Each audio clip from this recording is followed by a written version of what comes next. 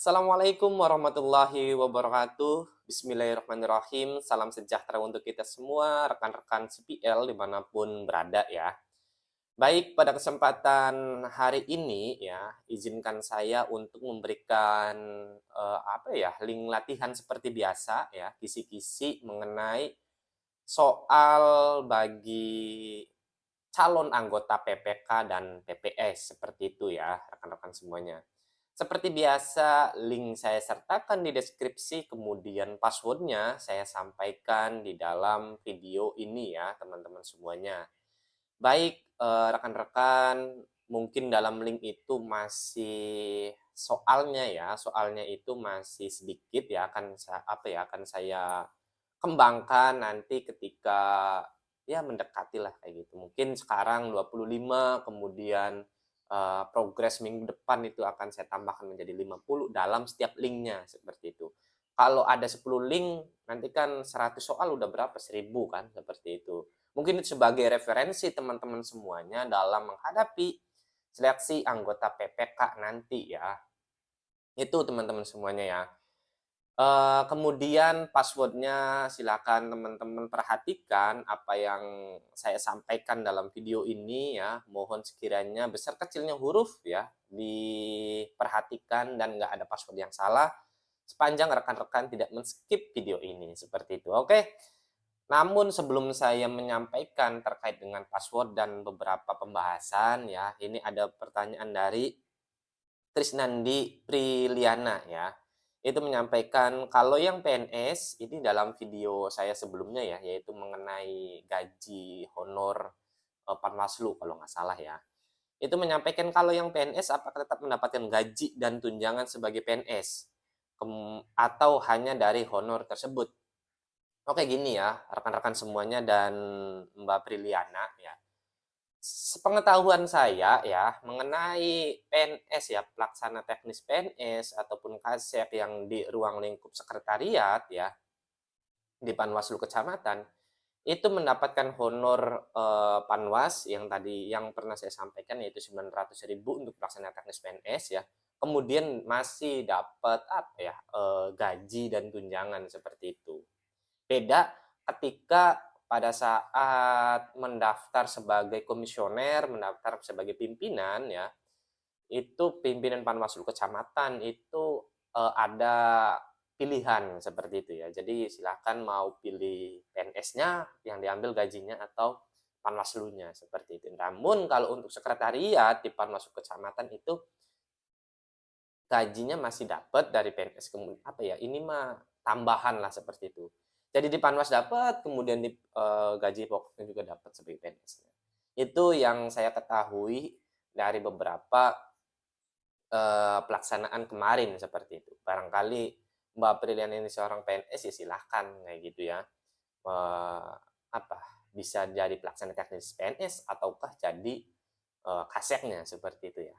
Mungkin di kabupaten lain juga tahapan pelantikan Kasek masih belum ya, jadi masih sifatnya masih usulan dan masih seleksi seperti itu.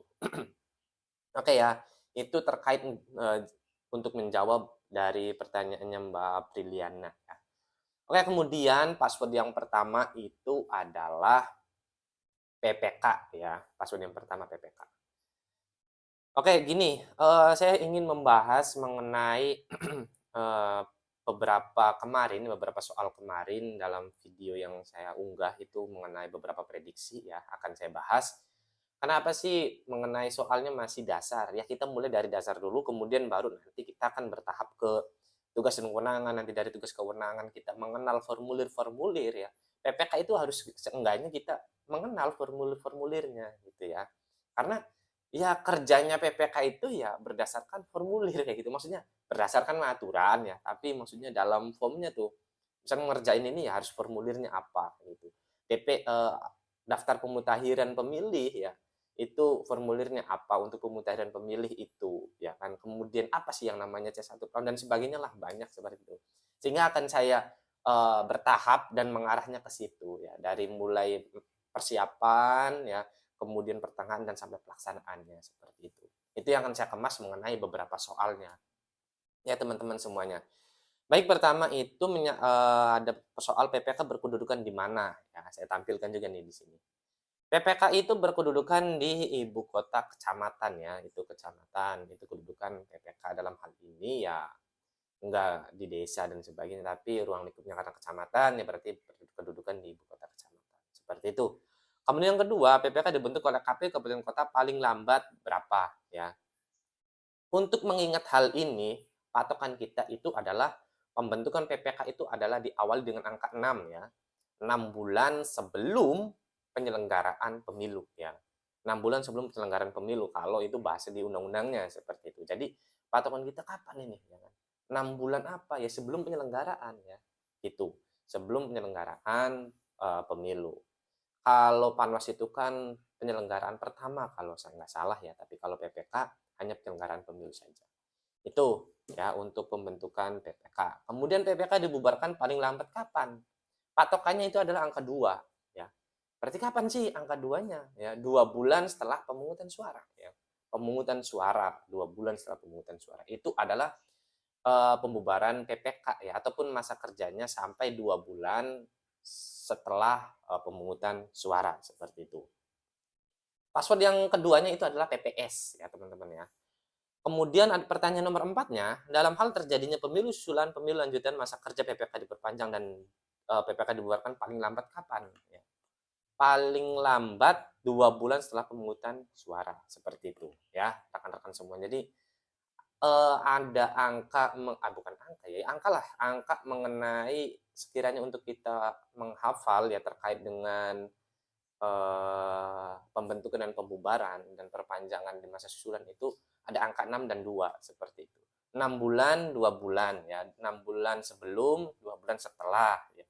Penyelenggaraan pemilu dan pemungutan suara seperti itu. Itu yang apa ya, yang sekiranya kita harus pahami betul seperti itu. Jangan sampai nanti ada pertanyaan malah keliru nantinya ya. Kemudian password yang ketiganya itu adalah 2024 ya. Nah, yang terakhir mengenai PPS diangkat dan diberhentikan oleh.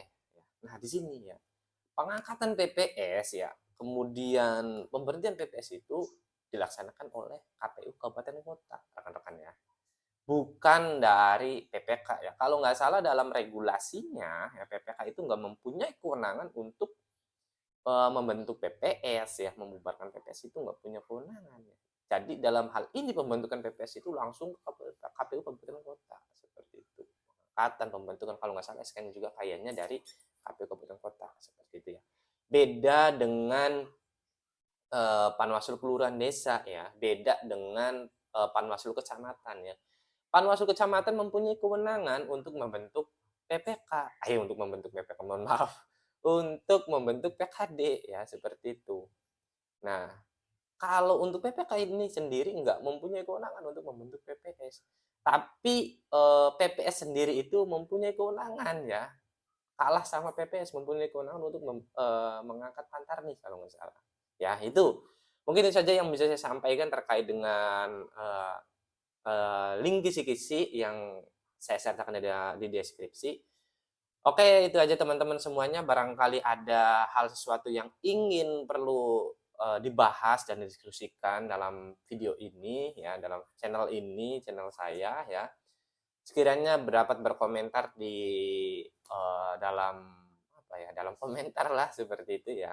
Silakan apa yang mau dibahas, silakan masalah umum, misalkan hukum umum ya ataupun hukum kepemiluan seperti itu. Oke, mungkin itu saja yang bisa saya sampaikan.